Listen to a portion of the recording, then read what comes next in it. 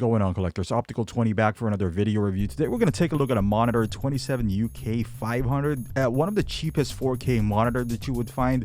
I bought this for two reasons. One is for video editing and you know, photography, and the secondary part is for video gaming. So I understand the limitations. This is not the best monitor out there, but I believe this is the one of the cheapest 4K monitor at $250 at BuyDig.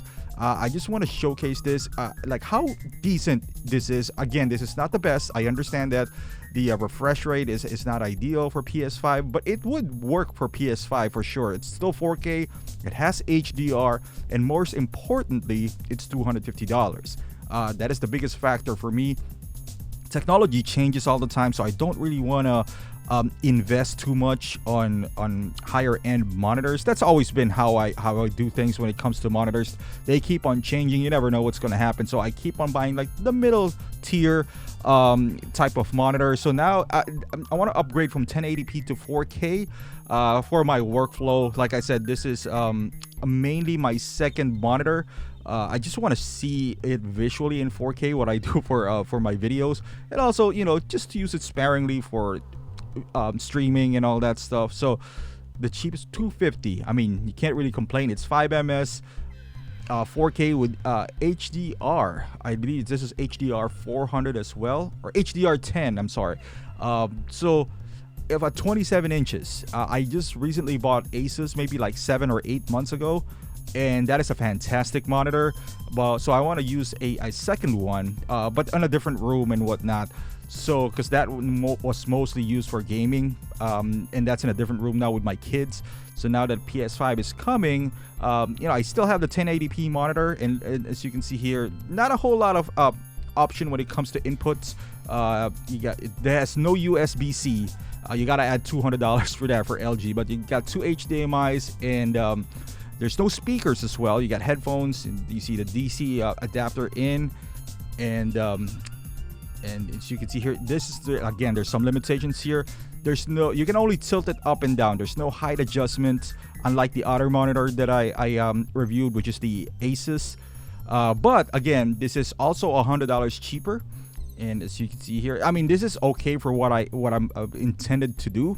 But if you're more of a, you know, like a hardcore gamer, I suppose, or you know, you need more options like tilting your monitor up and down, like adjusting the height or making it vertical, this might not be the one for you. Like I said, this is one for who's looking for mostly a budget monitor that is that wanted a 4K resolution, and also wanted the HDR, and you know, just not without breaking the bank. It has thick bezels as well, so you know, not ideal for secondary monitor, but I'm putting this in with a laptop. This is the actual video on my DJI Osmo Pocket. I was going to do a screen capture, but it might not, you know, screen capture is a bit tricky. Also capturing it using a camera like DJI, it's small, but you can see the colors are really nice and bright. I don't need to calibrate apparently this monitor, because it's already calibrated out of the box. But as you can see here, it looks beautiful, man. The colors are crisp and vibrant.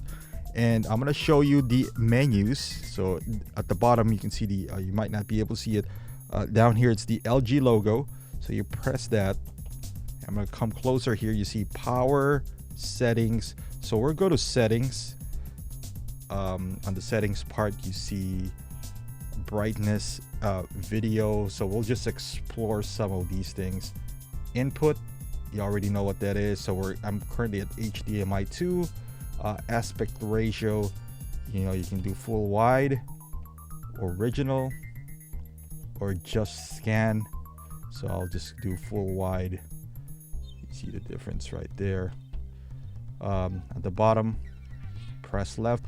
Pretty easy to navigate. You just need to use one hand in here. There's one joystick, and that's basically all you do. In picture, so you have these options where you have the HDR effect, which what I do have now.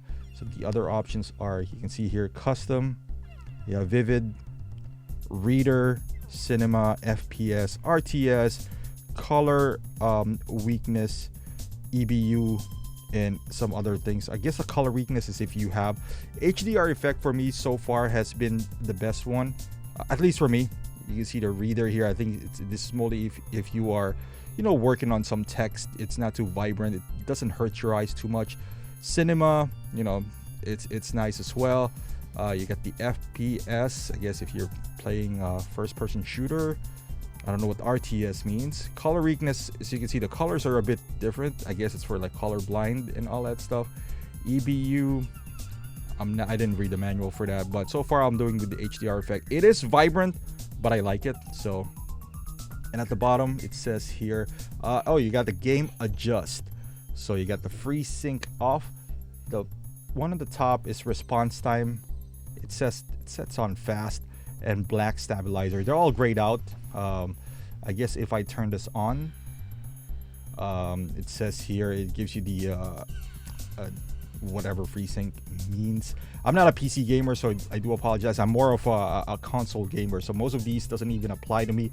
And my main purpose for this, again, this monitor anyway, is secondary for gaming for PS4. I got a PS4 Pro that I would take advantage of the HDR and the 4K capability.